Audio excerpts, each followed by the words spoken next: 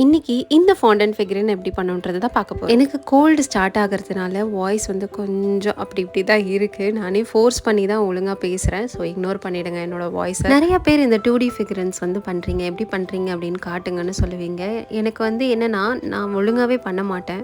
எனக்கு வர மாதிரி நான் பண்ணிவிடுவேன். அதை வந்து எப்படி ஷூட் பண்ணுறது அப்படின்னு எனக்கு தெரியாது. இதுவுமே நான் ஃபர்ஸ்ட் டைம் பண்ணியிருந்தேன். அதனால் எப்படியோ என் இஷ்டத்துக்கு தான் பண்ணியிருந்தேன்.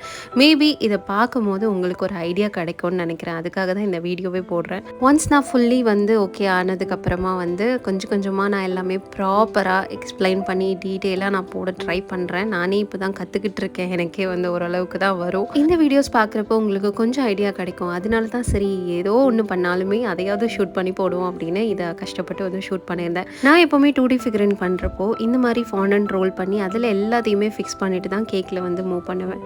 மேபி இது யூஸ்ஃபுல்லாக இருக்கும்னு நினைக்கிறேன். பாய்.